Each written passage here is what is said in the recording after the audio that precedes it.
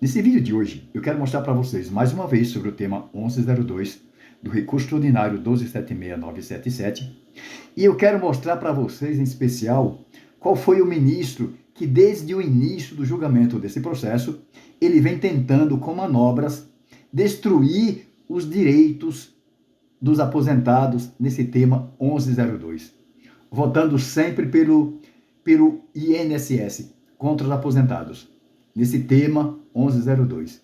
Deixar bem claro, nesse tema. Não estou falando que ele julga em outros processos, mas sim nesse tema aqui.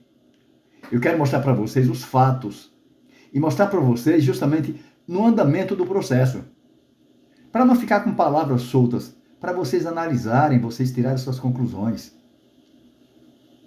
Porque muitas falácias são jogadas ao vento.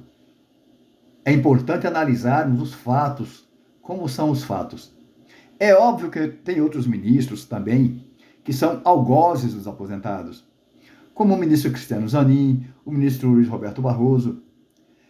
Mas esse aqui, desde o início, desde 2021, que esse ministro vem perseguindo os direitos dos aposentados, vem votando a favor do INSS, com manobras.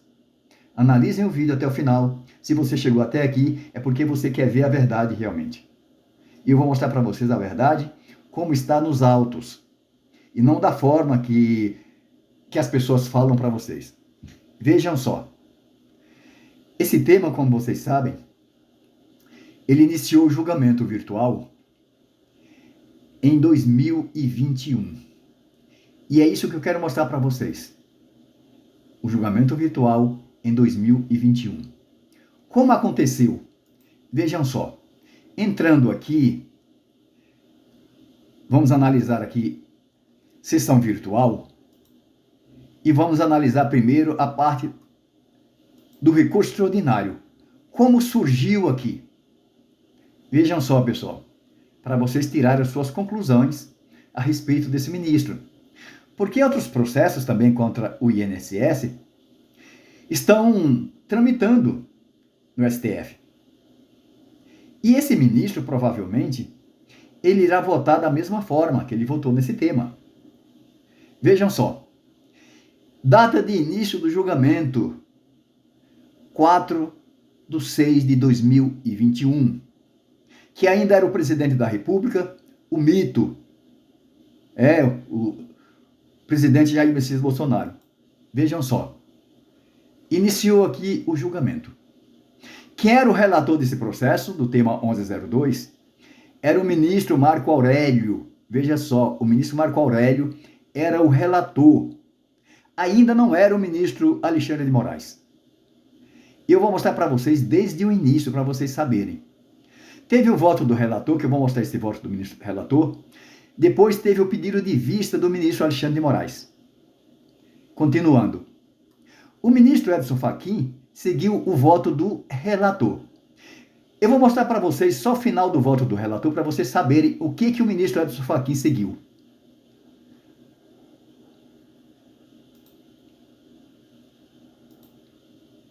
Esse aqui é o voto do ministro Marco Aurélio, o final. Esse aqui é o entendimento do ministro Marco Aurélio. Vou mostrar para vocês aqui. Ele fala aqui o seguinte: desprovejo o recurso extraordinário, ou seja, eu nego o provimento ao recurso extraordinário. Quem foi que entrou com esse recurso extraordinário?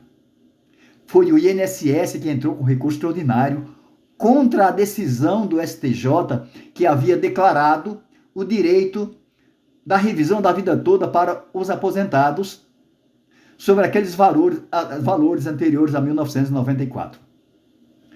Como foi o INSS que entrou com recurso extraordinário, o ministro Marco Aurélio, ao votar, ele disse: desprovejo. Como ele era um ministro muito mais culto, ele usava linguajar diferente. A mesma coisa de falar nego provimento ao recurso extraordinário, ou seja, eu julgo improcedente o recurso extraordinário. Vejam só. Eis a tese.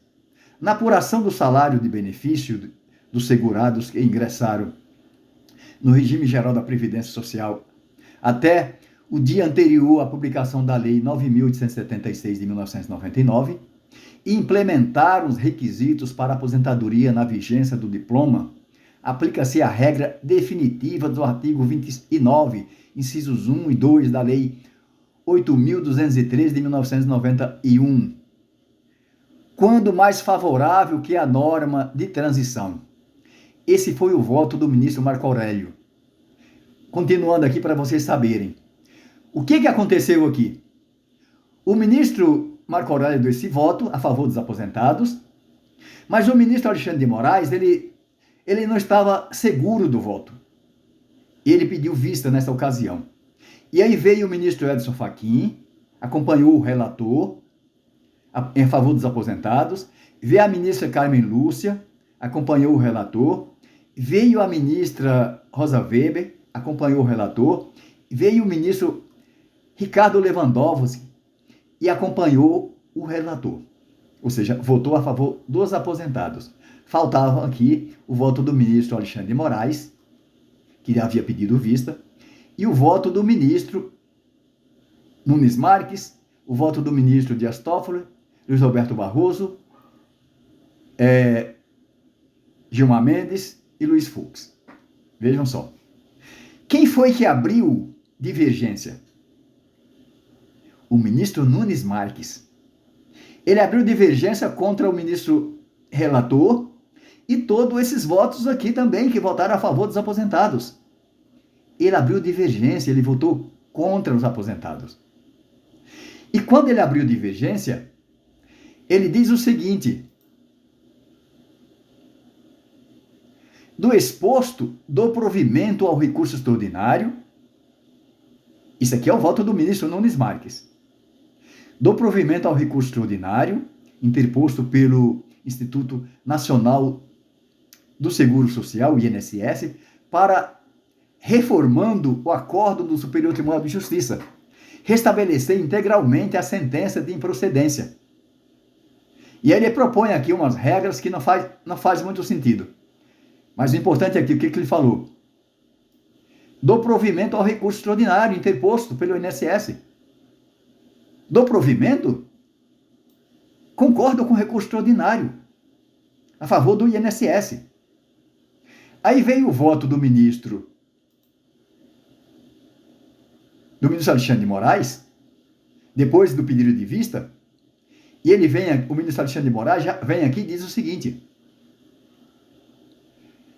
por todo o exposto, nego o provimento ao recurso extraordinário.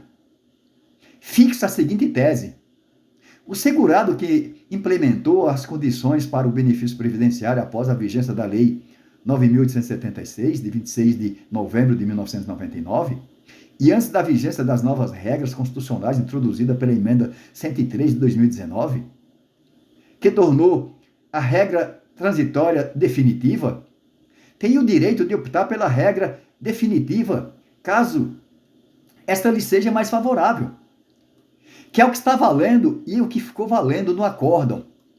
Mas vejam só, vocês viram aqui, quem foi que divergiu? O ministro Nunes Marques. Mas não acabou por aqui, não. Vamos continuar. Esse recurso, como teve aquele pedido de vista do ministro Alexandre de Moraes, foi suspenso. Foi suspenso, depois voltou a julgamento. Quando voltou a julgamento novamente? Em 25 de 2 de 2022. O primeiro julgamento, quando teve o voto do ministro Nunes Marques, foi 4 de 6 de 2021. Retornou para o julgamento dia 25 de 2 de 2022. Vamos verificar o que aconteceu aqui. O ministro Nunes Marques já havia votado. O que ele fez aqui quando retornou o julgamento para o voto do ministro Alexandre de Moraes? Ele pediu destaque, pessoal. Simplesmente pediu destaque. Porque o mito falou que precisava pedir destaque. Porque o mito falou que ia quebrar a Previdência Social, porque a previsão do pagamento para os aposentados era de 300 milhões de reais. E aí o que fez o ministro Nunes Marques? Pediu destaque no processo. E aí esse processo foi para julgamento no plenário presencial. Ou seja, ele fez essa manobra depois que ele tinha dado o voto já anterior. Veja que ele pediu destaque, eu trago para vocês aqui, ele pediu destaque no dia 8 do 3 de 2022. Pedido de destaque da sessão virtual. Quando pediu destaque, foi transferido para o plenário presencial, ou seja, com novo julgamento. Mas tem uma manobra mais sórdida aqui ainda, do que essa, esse pedido de destaque. Ele contava aqui, tanto ele como o presidente, contava que com esse pedido de destaque, como o ministro Marco Aurélio já tinha se aposentado, e o ministro já tinha nomeado o ministro André Mendonça, que o ministro André Mendonça pudesse votar no lugar do ministro Marco Aurélio. Mas foi formado o entendimento, por esforço do ministro Alexandre de Moraes, que assumiu a relatoria aqui, após a aposentadoria desse ministro, quem assumiu a relatoria foi o ministro Alexandre de Moraes, formou o entendimento que os ministros que tinham se aposentado, que tinham votado no plenário virtual, ou se afastasse por algum motivo, esse voto do ministro ficaria valendo. E aí o ministro André Mendonça não pôde votar. Mas o que o ministro Nunes Marques e o presidente da época não havia também analisado é que o ministro André Mendonça pudesse votar contra. E provavelmente o ministro André Mendonça, se ele pudesse votar aqui, ele teria votado contra. Provavelmente. Não podemos afirmar, porque aqui nessa época era o presidente Jair Messias Bolsonaro, que foi o presidente que indicou tanto o ministro Nunes Marques como o ministro André Mendonça. Mas acredito que pela conduta do ministro André Mendonça, ele não iria acatar um voto como queria o ministro Nunes Marques e queria o presidente da época. Mas a verdade é essa, que ocorreram duas manobras aqui do ministro Nunes Marques.